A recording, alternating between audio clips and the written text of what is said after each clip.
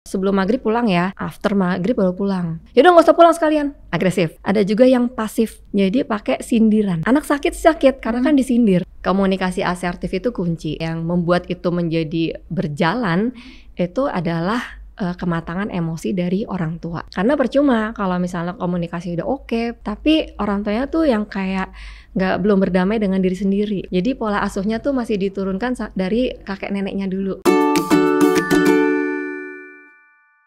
Gaya parenting adalah salah satu faktor yang dapat mempengaruhi perkembangan anak dan juga personality anak dari masih kecil sampai dewasa. Nah, kira-kira seperti apa sih gaya parenting yang tepat di zaman sekarang? Apakah hukuman adalah salah satu bentuk kedisiplinan atau justru malah bikin trauma? Hari ini kita akan kupas tuntas semuanya mengenai parenting style zaman now bersama dengan Ibu Febiola Priscilla, psikolog anak. Yes. Halo Ibu. Halo Greta. Selamat sore. Sore juga. Terima kasih sudah berkenan hadir ke sini.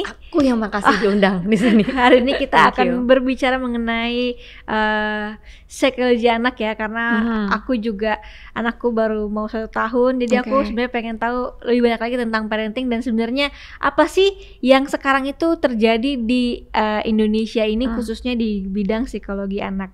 Nah, jadi Ibu Feby ini praktek di klinik anak ya? Iya. Pertanyaan pertama yang pengen saya tahu, pasien termuda umur berapa? Termuda 3 tahun 8 bulan. 3 tahun 8 bulan, kenapa? Overaktif, jadi nggak bisa diem. Itu benar-benar orang tuanya udah hands up gitu, karena dia udah nggak bisa diatur perilakunya, gerakannya juga nggak terkontrol, jadi dikonsulkan. Overaktif itu bisa dikatakan overaktif tuh ketika apa, Bu? Ya, jadi perilakunya itu gerakannya nggak bertujuan gitu. Jadi kalau lari aja. Kalau kayak anak-anak kan manjat pengen ngambil apa. Kalau ini nggak, jadi manjat abis itu terjun bebas gitu. Atau misalnya lempar apa itu nggak ada tujuannya. Jadi benar-benar itu kayak stimulasi dari dalam diri aja untuk terus bergerak. Oh, berarti ada anak-anak yang memang overaktif aja gitu, nggak ada tujuannya mau ngapa-ngapain, yang penting gue bergerak aja gitu ya? Iya, jadi ngerasa nyaman dengan gerakan. Ada misalnya kayak naik nih ke prosotan itu, kemudian terjun gitu, kepalanya duluan. Nanti kejedot misalnya, itu nggak ada jeda, aduh sakit enggak. Jadi langsung berdiri, cari lagi, manjat misalnya udah sampai atas, terjun gitu. Jadi nggak memikirkan bahwa itu tuh bahaya loh, itu tuh bisa menyakitkan loh. Dan ambang sakitnya biasanya memang nggak seperti anak-anak usianya. Jadi yang lain jatuh tuh sakit, anak ini tuh nggak kerasa gitu, seperti itu. Nah, itu biasanya disebabkan oleh apa, Bu? Iya, jadi memang ada hambatan dalam mengolah input sensorik. Itu jadi kayak misalnya kalau anak-anak ada ambang batas sakit gitu ya. Nah, ini anak-anak tertentu ini memang mengolah rasa sakit itu ada hambatannya. Sehingga memang perlu dilakukan terapi yang namanya sensori integrasi. Supaya bisa mengolah input-input itu sesuai. Atau misalnya ada juga anak-anak yang mendengar suara tertentu itu biasa aja. Let's say misalnya dibawa ke bioskop gitu ya, atau blender gitu ya. Nah, anak ini mungkin kalau dengar suara yang baru masuk bioskop aja udah gitu, karena dia terhambat dalam mengolah input sensorik tadi. Gitu, Greta. Dan setelah itu ada terapinya untuk mengobati itu? Ada, tapi memang terapi ini perlu dilakukan sedini mungkin. Jadi kalau udah lewat 6 tahun gitu ya, itu memang bukan nggak bisa, tapi lebih lambat gitu hasilnya dibandingkan kalau tadi 3 tahun, 4 tahun itu udah langsung diterapi. Dan jauh berbeda lah ya. Pasti. Waktunya misalkan kalau mungkin masih umur 3 tahun butuh seminggu, itu butuh 2-3 bulan lebih lama lagi atau lebih lama lagi bahkan? Bisa jadi lebih lama lagi. Jadi memang intervensi dini itu penting banget sih, Greta. Aku juga pengen tahu juga sekarang nih di Indonesia itu tuh gimana sih, Bu, gaya parenting? Kan saya ini baru mulai ya, jadi ada beberapa yang saya hanya tahu-tahu aja, ada VOC, terus kemudian sekarang lagi zaman yang gentle parenting. Nah, mungkin Ibu dari sisi psikologi boleh nggak sih jelasin ada berapa sih tipe parenting style ini? Iya, sebenarnya udah itu ya banyak banget gitu ya, makin lama makin banyak nih. Tapi sebenarnya sih kalau kita dari awal itu kita kenal ada beberapa parenting style ya atau pola pengasuhan. Yang pertama itu ada yang namanya otoriter. Nah, otoriter tuh yang kayak kenapa mah aku kok nggak boleh ya, because I say so gitu kan ya. Jadi anak tuh nggak ada hak untuk berbicara. Jadi harus patuh aturan gitu ya. Ada lagi yang demokratis. Jadi orang tua ngaku nih anaknya memang punya kemampuan tertentu dan didengerin gitu. Tapi tetap ada aturan yang harus anak ini jalankan. Boleh berpendapat kenapa sih kok aku jam 4 harus ini dan itu misalnya ya. Nah dijelaskan, oh ya karena kamu harus mandi dulu dan lain sebagainya gitu. Ada lagi yang tipe ketiga itu namanya permisif. Jadi kayak anaknya misalnya pengen nonton tiket ya konser gitu ya, minta 1 tiket. Yaudah deh 5 aja deh, 6 juga nggak apa-apa. Jadi kadang anak nggak minta aja dikasih. Itu dan biasanya anak-anak ini jadi nggak tahu aturan, nggak tahu batasan. Nah yang terakhir itu ada juga yang pengabaian. Jadi kadang orang tua tuh kaget, loh kok anakku udah gede aja ya, karena saking nggak didampingi gitu ya, mungkin fokus kerja dan lain sebagainya sehingga anak ini besar sendiri seperti itu. Nah ini mungkin yang umumnya sih awalnya seperti itu, kemudian jadi sekarang beraneka macam gitu ya bentuk-bentuk. Sebenarnya sih basicnya tuh dari situ. Sebenarnya ada 4 itulah ya. Iya. Berarti sebenarnya seharusnya antara 1 atau 2 dong Bu, menurutku. Apa tuh 1 dan 2? 1 dan 2 tadi yang otoriter dan demokrasi. Oh iya, jadi kalau kita bicara tentang orientasi ya, mungkin orientasinya yang satu pada aturan, yang satu pada percakapan. Percakapan, iya. Ya, nanti kita tinggal lihat aja nih, anak ini butuhnya lebih banyak aturan dulu, which is misalnya di balita gitu kan, mereka kan nggak tahu yang baik dan buruk ya, jadi kita harus kayak ngenalin dulu aturan. Nah, tapi ada juga kalanya di masa remaja kita kayak mereka udah tahu do and don'ts-nya, and then kita boleh banget untuk orientasinya pada percakapannya, komunikasinya seperti itu. Oh berarti di mix gitu ya, sebaiknya bisa. Ya. Iya. Kan kalau yang 3 udah nggak mungkin tadi itu apa namanya? Permisif. Iya. Terus sama yang pengabaian kan sebenarnya udah. Iya, ignorance juga udah nggak baik juga kan. Iya. Oh berarti 2 ini yang seharusnya kita bisa mix and match. Iya, tapi ada catatannya, Grita, karena kalau misalnya otoriter itu bisa berdampak negatif juga. Karena kan tadi orientasinya kan nggak pada percakapan. Jadi anak tuh kayak terbiasa diatur, ketika diminta untuk memutuskan sesuatu jadi takut kan. Nah, jadi memang kita lihat dulu kebutuhan dan karakter anak nih seperti apa ketika kita menerapkan suatu parenting style tertentu gitu. Gimana cara kita tahu parenting style yang tepat untuk anak kita? Nah itu, jadi penting banget kita tahu juga temperamen anaknya nih gitu. Jadi misalnya ada anak yang easy gitu ya, jadi gampang kan, kita tinggal ajak ngomong aja, anak itu dengan mudahnya bisa menerima gitu. Kemudian ada juga anak yang difficult nih. Jadi boro-boro baru mau kita ajak bikin aturan aja, kenapa course kayak gini, misalnya gitu ya. Ada juga yang bisa, tapi harus diulang-ulang. Jadi slow to warm up. Jadi temperamen itu aja kita harus kenali dari awal. Nah, belum lagi gaya komunikasi. Berarti pertama lihat temperamen anak dulu. Dia easy, difficult atau slow to warm up. Slow to warm up. Terus setelah itu kita terapkan gaya komunikasi yang asertif. Jadi kan kita ada 3 gaya komunikasi ya. Yang pertama itu agresif. Jadi kayak misalnya kita bilang, oh ya sebelum maghrib pulang ya, after maghrib baru pulang. Kemudian anaknya, sorry ya tadi main bola, yaudah nggak usah pulang sekalian, agresif. Atau misalnya anak pulang nilainya 60, 70, enak banget ya kamu udah nggak usah sekolah deh sekalian misalnya, itu agresif. Ada juga yang pasif. Pasif ini tipe orang tua yang nggak mau konflik. Jadi pakai sindiran. Jadi tadi misalnya pulang after maghrib gitu ya, terus disindir. Enak banget ya kalau tetangga tuh sebelah tuh jam 4, jam 5 udah pulang, udah mandi gitu. Anak sakit karena kan disindir. Nah ini namanya pasif komunikasi. Yang kita perlu terapkan itu asertif. Jadi kita katakan, Kak, Mama harapin kamu tuh pulangnya sebelum maghrib supaya kita bisa misalnya sholat bareng, atau kamu bisa misalnya nyiapin tugas dan sebagainya.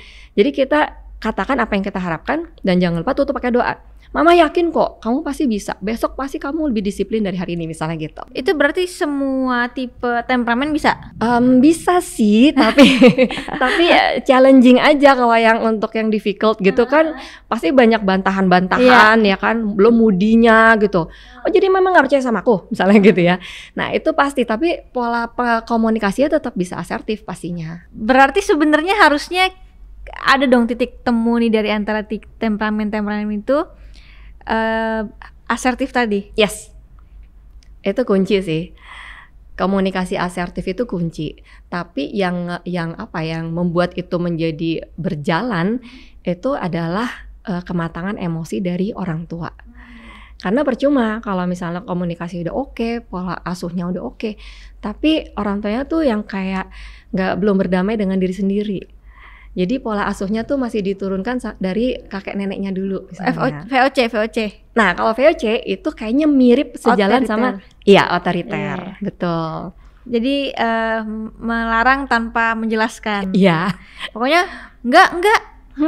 Gitu. Kenapa enggak? Ya pokoknya mama bilang enggak. Betul. Itu berarti VOC atau otoriter. Nah tapi kan itu sebenarnya banyak, itu kan dulu banyak banget yang VOC dan sebenarnya anaknya zaman sekarang ya nggak kenapa-napa. Contohnya ini. Nah itu masih berlaku nggak sih sebenarnya untuk sekarang, atau sebenarnya lebih baik dijauhkan jauh-jauh parenting mode VOC itu? Itu sebenarnya sih tergantung anak ya. Karena masing-masing anak itu kan tadi karakternya beda, situasinya juga beda gitu. Jadi nggak bisa kita kayak ya udah sama sekali yang ini aja terbaik tuh enggak. Karena tadi ramuannya itu kan beda-beda setiap anak gitu kan. Jadi memang ada anak-anak tertentu yang kalau diterapkan VOC terlihat baik-baik aja. Tapi ada satu sisi ketika itu teringat, itu ngebekas loh luka hatinya gitu. Ada yang aku kuat, tapi nggak semua anak kuat kan, diperlakukan dengan ketegasan yang ya tidak ada kesempatan gitu kan ya untuk membela diri, kira-kira tidak ada penjelasan lah ya. Yes. Nah kalau misalkan untuk gaya parenting ke laki-laki dan ke anak perempuan, apakah beda atau sama? Beda dong, jelas beda. Kalau laki-laki kan lebih banyak kita tuh mainnya tuh di logika ya. Jadi di challenge gitu. Kenapa sih kamu harus ikutin kesepakatan yang ini, batasan yang ini gitu. Kenapa enggak? Nah, kalau perempuan tuh bukan enggak pakai logika, tapi kita lebih fokus kepada perasaannya, hatinya. Jadi ketika perasaan anak perempuan ini didengarkan, dihargai, diperhatikan, itu akan lebih mudah untuk menerima batasan-batasan yang akan kita bicarakan, seperti itu. Oke, nah itu kan dari kecil nih Bu ya, maksudnya dari bayi katanya kan sudah harus mulai dibiasakan. Betul. Kalau dari sisi Ibu gimana sih cara kita gaya parenting untuk bayi, bukan bayi lah, setahun 2 tahun, toddler lah ya. Iya. Nah itu gimana sih Bu bedanya ke bayi laki-laki dan perempuan? Sebenarnya kalau toddler itu kan kita lebih fokus kepada tadi ya, kebutuhannya tuh lebih ke motorik, sensori gitu. Jadi pola pengasuhannya tuh lebih banyak memenuhi kebutuhan tadi. Jadi bagaimana baby-baby ini itu merasa disayangi, diperhatikan, trust terhadap orang tua. Karena kan orang tua tuh dunianya ya. Jadi kalau pada orang tua aja belum terbangun trust, gimana nanti mereka besarnya tuh bisa percaya sama dunia ini. Misalnya contohnya gini, orang tua mau kerja. Nah pasti dong toddler, aku ikut atau ngerengek dan lain sebagainya gitu. Yaudah mbak, nanti kalau misalnya nggak lihat aku pergi ya. Nah itu kan sebenarnya membuat toddler ini jadi nggak percaya kan. Aku kok tiba-tiba ditinggal, meskipun ya balik lagi gitu ya. Tapi itu sebenarnya tidak disarankan sebagai salah satu bentuk pola pengasuhan. Jadi kita bisa sarankan atau kita bisa terapkan ini sebentar ya, pakai alarm kayak gitu ya, atau pakai gambar. Nanti kalau udah jam segini, nanti mama pulang. Nah, in between kalau misalnya mungkin range 1-2 jam atau 3 jam orang tua harus pergi kerja, dikasih aktivitas yang nggak kalah mengasihkannya. Jadi dialihkan dulu. Nah, ketika ibunya pulang, oh iya bener ya, tadi mau pergi and then kembali lagi gitu. Nah, itu bisa membuat anak-anak ini membangun rasa percaya dari orang tuanya dan akhirnya ke lingkungan sekitar. Tapi boleh nggak bete sama anak? atau marah? Tergantung ya. Kalau kita nggak pernah bete atau nggak pernah marah itu kan anak kehilangan satu nama emosi ya. Oke. Nah kan anak harus diajarkan 4 emosi dasar. Iya. Takut, senang, sedih gitu kan. Sama juga gembira, happy pastinya gitu. Oke. Nah kalau senang kita kasih dong. Iya. Kemudian takut ya mungkin sedikit-sedikit kita kenalin. Kemudian marah. Nah kemudian satu lagi sedih. Nah kalau marahnya jangan deh, kita jangan marah sama anak. Mereka nggak tahu bagaimana ini rasanya apa sih namanya gitu. Karena orang tuanya nggak pernah marah. Iya. Nah tapi ada marah yang elegans kan. Oke, kayak gimana tuh? Jadi marah juga itu harus pasang wajah yang nggak menakutkan kan Grita. Jadi nggak trauma gitu kan. Lihat ibunya, aduh kok serem ya gitu. Tapi tetap kita pasang muka yang netral. Tapi suara kita tegaskan, nggak harus tinggi gitu ya, tapi kita tegaskan dan pasti kerasa bahwa kok beda ya, oh ini namanya marah. And then kita namakan, ini mama marah karena ini sudah diulang nih Kak beberapa kali atau Dek diulang berapa kali. Jadi mama marah. Nah tapi setelah ini balik lagi bungkus pakai doa. Tapi mama yakin kok lain kali pasti kakak bisa kok ikutin ini kesepakatan kita bareng misalnya. Kan soalnya tadi ibu kan bilang kalau di umur-umur yang awal itu kan yang harus kita penuhi kan kebutuhan sensorik dan motoriknya ya berarti. Betul. Tapi bukan berarti kita nggak boleh marah, tapi marahnya harus tegas biar dia juga tahu tentang marah tersebut itu seperti apa rasanya. Betul. Dia sedih, dia takut juga ya mungkin kalau matanya udah melotot ya. Cuman mungkin marahnya itu nggak boleh yang kayak gitu. Iya dong. Jadi memang mukanya di elegan gitu ya. Tetap.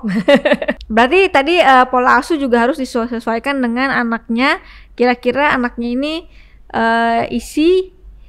difficult atau slow to warm up.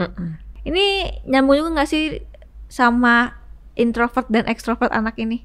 Ya itu memang pembahasan yang berbeda lagi ya. Jadi ada juga keunikan anak ya. Jadi memang ada yang cenderung introvert gitu. Jadi dia butuh waktu lebih lama untuk berada sendirian untuk nge-charge dirinya. Itu ada juga yang tadi extrovert yang energinya memang dari lingkungan sekitar. Pasti berbeda ketika kita punya anak yang introvert, kita hargai private space-nya dia. Jadi kalau pengen sendiri ya nggak ada yang digedor-gedor juga kamarnya, maksa masuk gitu kan ya. Atau maksa meluk misalnya. Ada juga anak yang extrovert yang memang ayo dong masuk dong, temenin aku dong. Nah jadi memang gaya pola pengasuhan pastinya kan dipengaruhi oleh hal-hal tersebut. Itu dari mana sih Bu bisa anak tuh bisa introvert bisa extrovert? Ya itu memang suatu karakter yang dibawa ya. Artinya dari awal itu memang sudah terlihat. Anak-anak misalnya contohnya diajak bertamu, yang satu udah ngilang nyari temen gitu kan. Kira sepupu udah lama gak ketemu tiba-tiba bisa akrab. Ada lagi satu di belakang ibunya. Itu kan kelihatan memang dari kecil terlihat. Berarti itu emang bawaan lahir atau sebenarnya yang orang tua bangun? Ya itu bisa keduanya. Jadi bisa memang dari anaknya sudah terlihat seperti itu sejak awal dan juga dipelajari dari lingkungan. Karena kalau ibunya introvert, anak itu kan ada social learning kan. Jadi anaknya tuh belajar, oh ibuku tuh kayak gini ya. Kalau ada tetangga lewat langsung masuk kamar misalnya gitu ya. Kan itu dipelajari gitu. Atau misalnya nanti bilang ya kalau kesini bilangin mama lagi ke pasar kayak atau apa gitu ya. Nah itu kan dipelajari sehingga anak bisa meniru perilaku yang diamatinya tersebut. Gitu. Itu makanya kalau misalkan gak diasuh sama ibunya yang introvert, dia sama yang extrovert bisa extrovert juga bisa extrovert juga. Ini kan ada juga yang bilang kalau orang tua itu harus satu suara. Ya kan, dan pola asuh ayah dan ibu ini harus sama. Nah memangnya kalau berbeda itu berpengaruh sama perkembangan anak kah? Iya, memang mudah banget ya kalau kita tuh kasih saran ke orang tua, iya harus satu suara ya prakteknya. Ya kan, ampun. Nah kalau memang sulit banget nih, karena kan latar belakang ibu bapak ini kan memang berbeda-beda ya. Pola pengasuhan sebelumnya kan pastinya tidak sama gitu. Nah kalaupun memang sulit untuk disamakan, kita bisa kasih pengertian bahwa ambil baiknya. Gitu. Emang idealnya orang tuanya satu suara. Tapi kalau misalnya tidak bisa satu suara, kita bisa sarankan ke anak, kalau dalam kesepakatan ini menurut ayah seperti ini, menurut ibu seperti ini. Nah, menurut kamu kira-kira baiknya ayah dengan pendapat ini seperti apa? Baiknya ibu seperti apa? Nah, kamu ambil yang terbaik buat kamu seperti apa? Tentu kita dampingi ya. Nah, itu membuat anak ini tumbuh menjadi anak yang lebih fleksibel sebenarnya. Ngadepin tantangan itu banyak banget alternatifnya.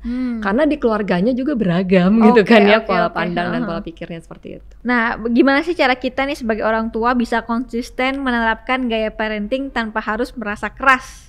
Oke, jadi keras sama tegas beda ya gitu. Kalau keras itu kan kasar ya, lebih kasar gitu ya. Tapi kalau tegas itu bisa lembut. Ya. Jadi ngomongnya tadi elegan gitu ya. Tapi kalau udah gitu, mau jungkir balik tetapnya gitu. Itu bisa banget. Nah, supaya kita nggak terbawa emosi, kita tuh harus bisa berdamai sama diri kita. Kadang-kadang kita dulu pernah mungkin diterapkan otoriter. Wah, nih kalau aku punya anak nih gitu ya. Itu kan berarti belum berdamai. Nah, kemudian udah memaafkan. Jadi masa lalu mungkin pernah diperlakukan nggak baik gitu dengan orang tua, itu harus dimaafkan supaya nggak diturunkan rasanya itu ke anak-anaknya. Kemudian terus belajar kayak gini. Pasti yang nonton-nonton ini pastinya belajar terus gitu ya. Itu sih, jadi memang ada beberapa hal yang membuat orang tua ini tidak pas nerapin pola asuh tuh nggak yang meledak-ledak gitu. Karena mereka sudah memang matang, udah mature dengan emosinya, memaafkan dan nggak berhenti belajar. Kalau dari psikologi, kapan kita siap punya anak? Waduh, itu kayak nggak diajarin ya. Aku kayak nggak diajarin itu. Tapi kan kita harus berdamai juga sama diri sendiri dong. Iya. Kita nggak turunkan ke anak kita kan. Iya. Idealnya itu kan kita harus paham diri. Betul. Ya. Jadi ketika kita sudah memutuskan untuk menikah dan siap punya anak, ya buru-buru cari bantuan profesional kalau emang nggak bisa berdamai dengan diri, supaya ketika punya anak udah selesai gitu. Jadi keinginan-keinginan zaman dulu gitu ya, itu sudah harus diterima dan ya diselesaikan gitu. Itu sih, jadi umurnya itu nggak ada patokan, tapi kesiapan mental sebagai orang tua itu is a must sih, harus banget di usia berapapun.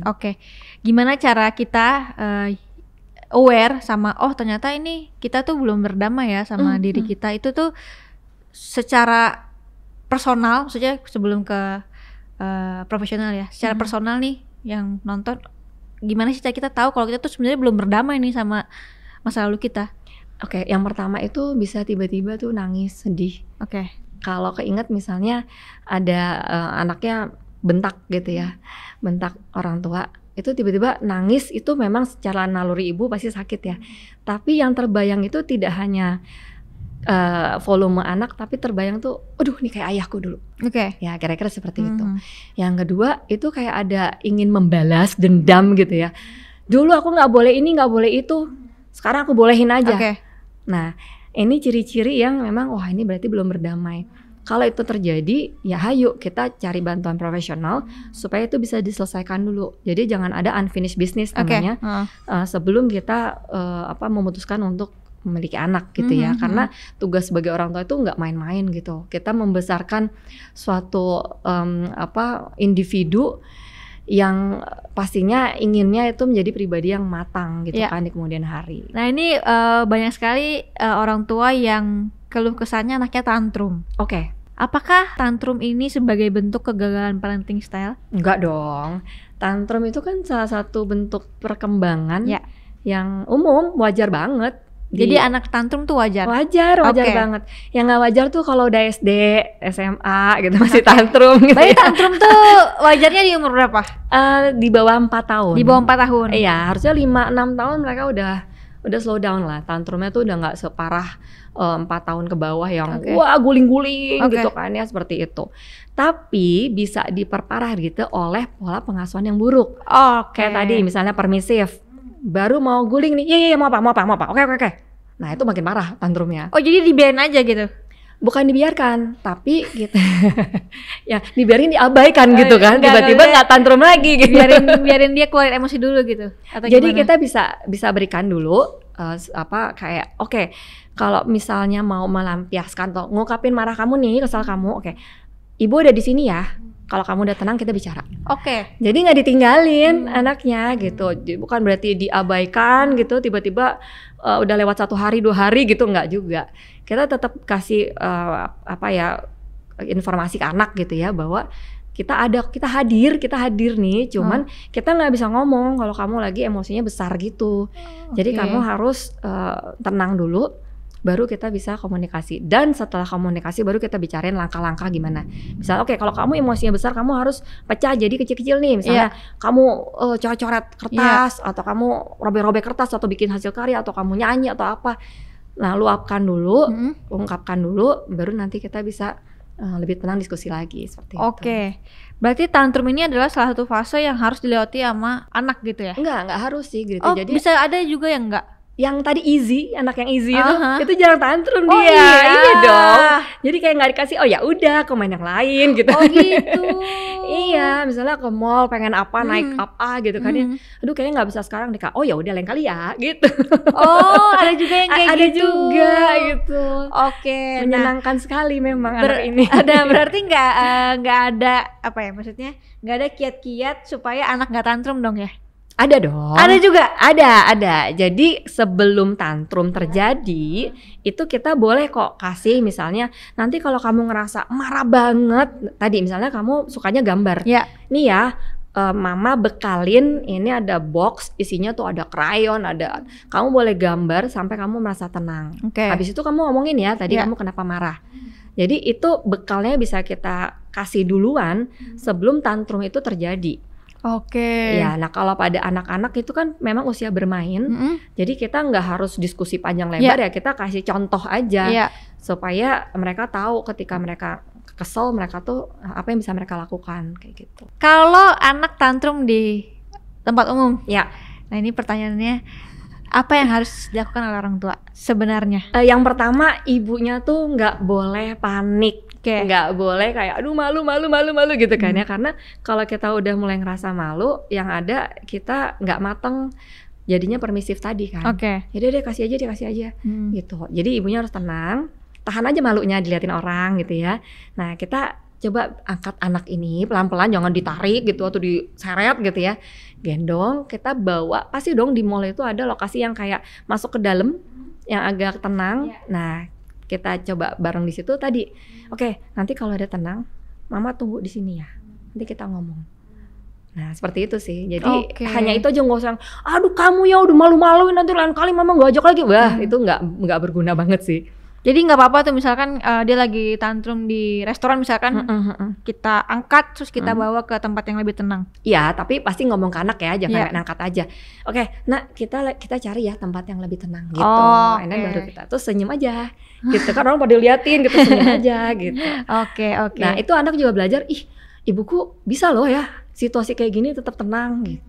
Maksudnya tantrumnya nggak lama-lama gitu, nggak sampai 5 menit langsung. Bisa jadi, tapi kan tempatnya udah lebih lebih private kan. Gitu. Cuman kalau di kondisi umum ya jangan dilama-lama di kondisi umum itu sih. Nah tadi kan kita udah bahas soal parenting nih ya. Nah salah satu yang sering bikin bingung orang tua tuh punishment. Katanya sekarang kalau punishment itu bisa mendisiplinkan anak, itu emang bener nggak sih? Sebenarnya bukan punishment ya, kita lebih ke konsekuensi sih. Jadi ada konsekuensi alami, ada konsekuensi logis juga gitu ya. Kalau punishment beda sih sebenarnya, beda tujuan sama cara. Kalau punishment tuh lebih kayak kalau kita ngelanggar lampu merah, punishmentnya tilang, and then selesai. Tujuannya efek jerak. Pembelajarannya kan ada yang belajar, ada yang besoknya gitu lagi gitu kan ya. Tapi kalau konsekuensi itu kita kayak ngajarin bahwa ini loh akibat dari apa yang kamu lakukan. Misalnya begadang, besoknya kan telat bangun. Akhirnya kamu sampai sekolah disuruh pulang lagi. Karena telatnya udah lama banget gitu. Nah kita bisa diskusikan bahwa kira-kira gimana nih supaya ini nggak keulang lagi. Aku udah nggak mau deh begadang lagi. Jadi ada lesson learn-nya di situ. Terus kita memberikan konsekuensi alami tadi. Kalau konsekuensi logis, anak misalnya berantakin mainan.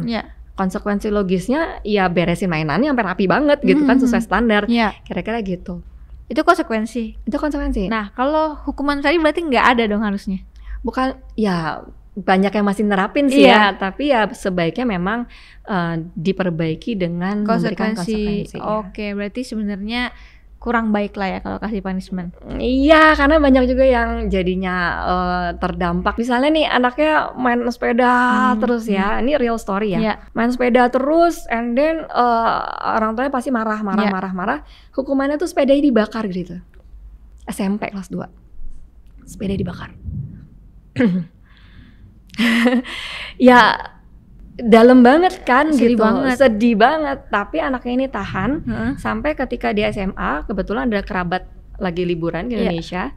Terus dia bilang sama mamanya, "Mam, aku mau dong jalan-jalan lihat keluarga di sana gitu." Oh ya udah, oke. Akhirnya itu one way ticket, dia nggak balik lagi karena sakit hati. Itu hukuman dahsyatnya, itu dampaknya sakit hati. Tapi konsekuensi itu nggak akan membuat anak ini sakit hati. Dia tahu kok akibat dari perilaku aku, ini dia belajar. Nah kalau hukuman belum tentu anak itu belajar, yang ada ya sakit hati. Dan sampai sekarang masih tinggal di sana. Oh, dan nggak mau pulang. Nggak mau pulang. Gitu ya. Jadi itu dampak hukuman. Jadi sedih ya langsung. Ya kan tuh aku udah bilang. Jadi sedih langsung ya. Lumayan loh. Oke. Nah mungkin nih ada orang tua yang sudah terlanjur salah di parenting style-nya. Nah, bisa nggak sih mereka itu berubah ketika anak sudah mungkin SD kelas 6 atau SMP 1 yang udah mau masuk remaja? Oh bisa banget. Kan setiap kesalahan itu pasti bisa diperbaiki ya. Yang penting tulus.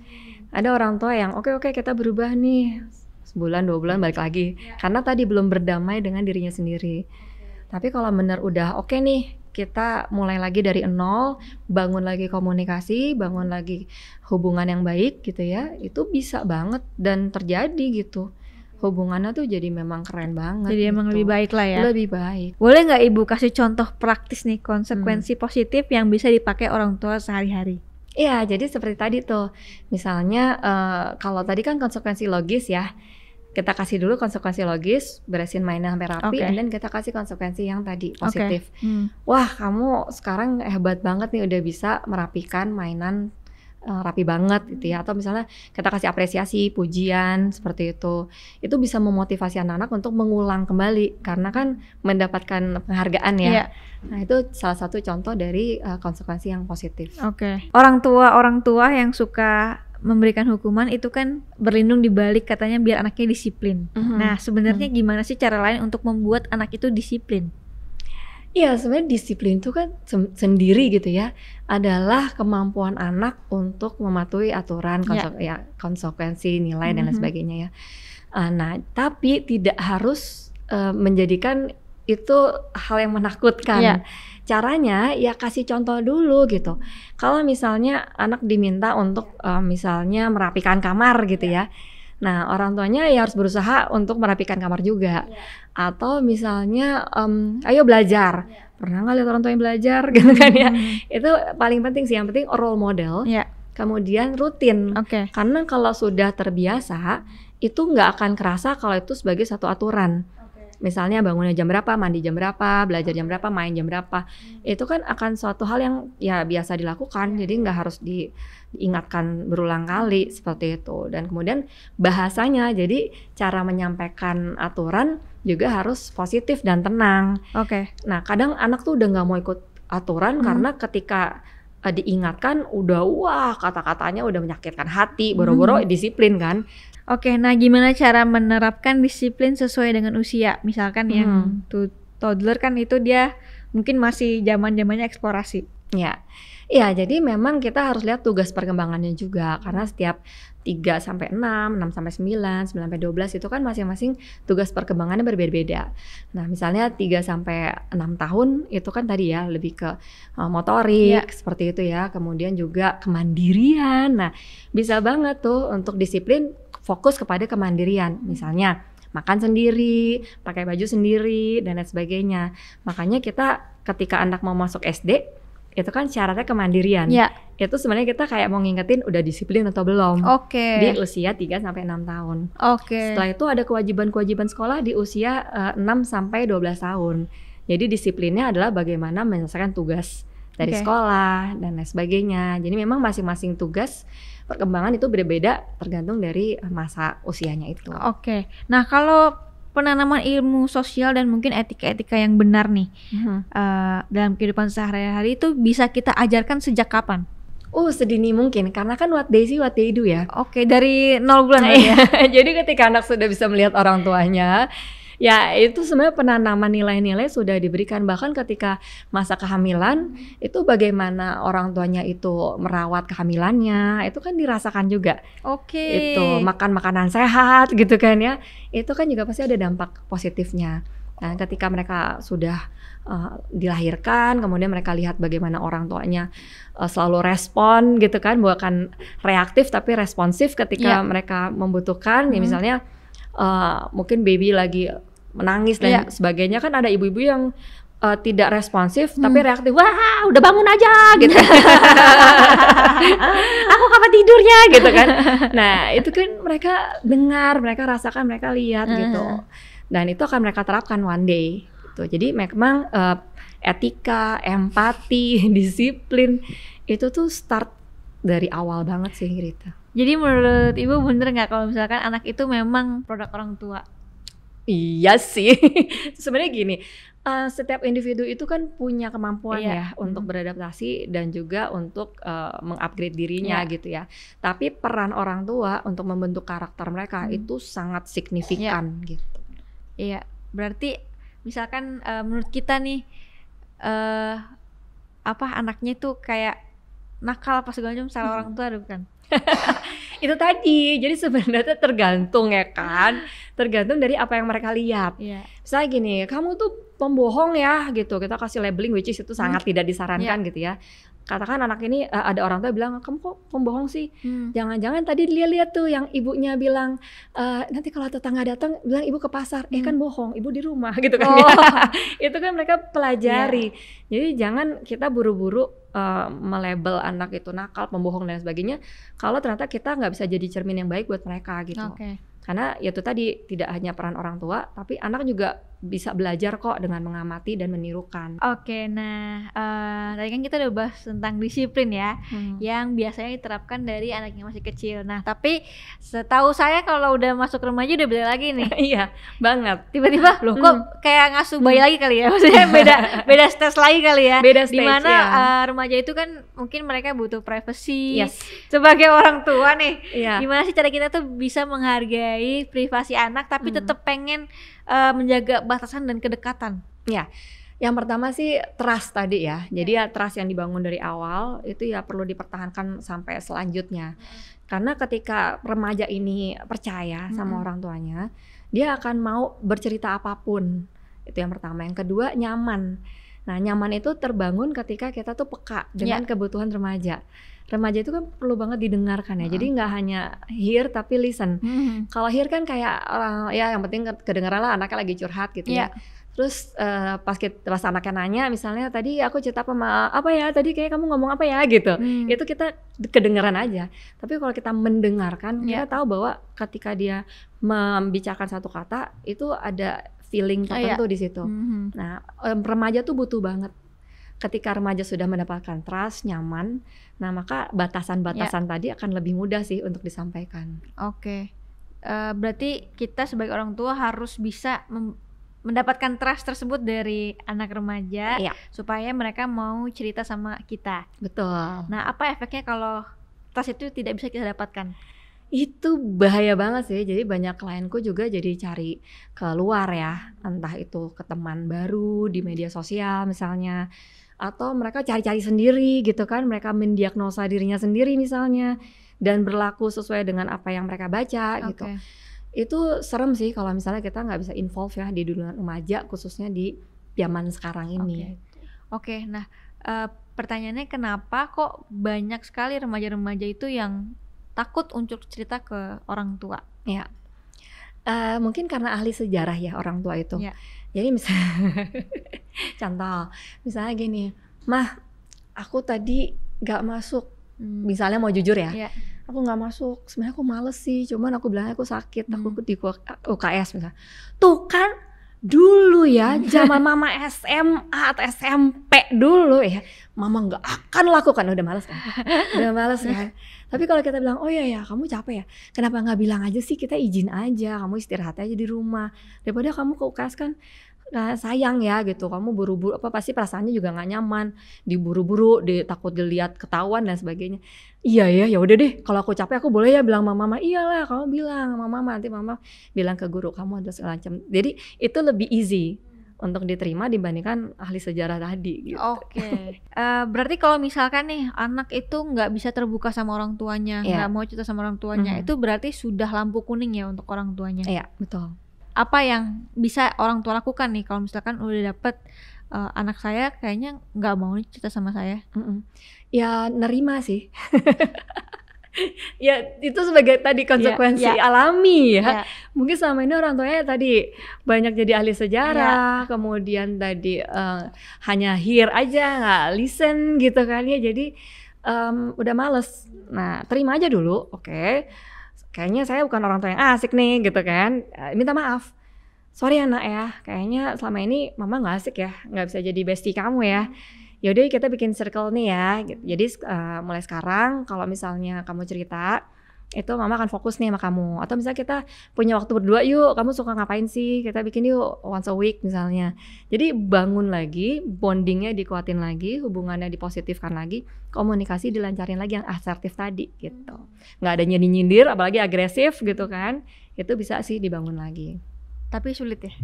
Sulit tapi bisa. Karena kan butuh pembuktian ya Nala sekarang ya. Jadi nggak ngomong doang, tapi beneran nggak sih nih ibuku kayak gini gitu. Oke, Bu, kemarin aku sempat baca juga ada waktu yang tepat untuk memberikan anak handphone. Ya. Ada ilmunya juga. Nah itu kalau dari psikologi anak gimana, Bu? Iya, sebenarnya kita harus jadikan gadget ini itu mau jadi lawan atau jadi kawan. Karena sebenarnya kalau pas kita kasih, kan harapannya jadi kawan dong. Iya. Nah, kalau mau jadi kawan harus ada kesepakatan. Misalnya, lihatnya konten apa aja, dipakainya buat apa, jam berapa, gitu ya, dan pastinya nggak ada password untuk usia tertentu ya. Nah, itu perlu diinfokan di awal. Kalau usianya matangnya itu memang di atas 13 tahun. Sisanya itu minjem. Jadi kalau kita ngasih, ini punya ayah ya. Kamu boleh pinjem sekian lama misalnya, 30 menit buat main apa. Nah, tapi kalau udah 14 tahun kita mulai bertahap gitu ya, kita kasih kepercayaan gitu. Jadi tergantung juga sih dari setiap anak ya, karena ada juga sih anak-anak yang matang gitu. Jadi umur 12, 13 dia udah bisa dipercaya gitu ya, udah bisa tahu apa sih yang harus dilakukan ketika mereka bermain dengan gadget. Ada juga yang 15, 16 tahun masih aja kan ketahuan lah ngelihat konten ini dan itu, malam-malam bukan tidur ya kan, ngumpet-ngumpet, curi-curi. Nah ada juga kayak gitu sih. Jadi it depends dari karakter anaknya udah siap atau belum. Tapi mungkin sedikit kali ya yang udah siap di 12 tahun rata-rata dari umur. Iya sih, lebih banyak yang harus didampingin. Didampingin ya. Nah bener gak sih kalau misalkan di umur 8 sampai 13 itu bener-bener otak atau emosi dari anak itu bener-bener lagi berkembang pesat gitu? Iya dong, pastinya. Jadi memang makanya pentingnya kita mengawasi dan mendampingi penggunaan gadget karena itu dahsyat banget ketika mereka sudah melihat konten-konten negatif, itu sangat mempengaruhi emosi mereka. Makanya banyak kasus-kasus juga kan perilaku-perilaku yang menurut kita kayak nggak masuk akal deh dilakukan oleh anak usia segini, dan ternyata itu mereka saksikan di media sosial gitu kan. Nah karena mereka belum bisa mencerna dampak jangka panjang dari perbuatannya, dan emosi mereka belum bisa segitu matangnya untuk bisa kayak menahan keinginan. Jadi aku lihat ini, aku ingin itu, ya aku lakukan aja. Mungkin terakhir nih Bu ya, ada nggak sih pesan untuk new parents atau soon to be parents untuk teman-teman di rumah? Jadi yang tadi ya di awal itu pastinya harus berdamai dengan diri sendiri, selesaikan unfinished business-nya. Tapi ketika kita sudah menjadi orang tua, yang pertama itu hadir sih. Hadir itu penting banget. Jadi nggak hanya secara fisik, tapi secara emosional juga kita bisa ada buat anak. yang pertama. Kemudian yang kedua itu peka. Kadang orang tua tuh merasa sudah hadir tapi nggak peka kebutuhan anaknya. Nah kemudian ada juga komunikasi tadi, asertif. Bahasa yang santun. Kadang anak-anak itu juga mudah ya. Sorry, misalnya berbicara kata-kata yang nggak santun, ternyata orang tua juga bahasa sosialnya seperti itu. Nah, jadi penting banget membangun komunikasi yang positif, kemudian juga koneksi. Ini penting banget sih. Kayak misalnya kalau ada ayah yang sibuk gitu ya, lagi meeting tiba-tiba, kok kepikiran kakak ya? Ya udah, bentar dong, jeda bentar, tanya aja gitu. Kak, di mana kak? Ternyata kakaknya lagi kehujanan misalnya. Karena itu kayak jalur langit sih untuk mengingatkan bahwa kalian ini terhubung loh as a family. Nah, koneksi inilah yang perlu dipertahankan, jangan dicuekin sih, seperti itu. Dan yang terakhir pastinya itu tadi ya, jangan sampai hubungan terputus karena luka hati dan lain sebagainya. Jadi jaga hubungan, jaga komunikasi, jaga koneksi. Kemudian juga tadi jangan sampai kita masih punya luka batin sehingga menjadi unfinished business. Dan bisa membuat hubungan kita dengan anak menjadi renggang, seperti itu. Oke, Ibu terima kasih banyak sudah hadir ke sini dan sudah memberikan banyak sekali pelajaran-pelajaran buat kita para orang tua dan mungkin new parents atau soon to be parents buat teman-teman di rumah ya. Ibu sehat selalu. Sehat juga Greta. Tapi Ibu keren banget, anaknya bisa meneruskan mau kuliah psikologi. Berarti ilmunya tepat. Amin. Oke, thank you Ibu. Thank you Greta, thank you.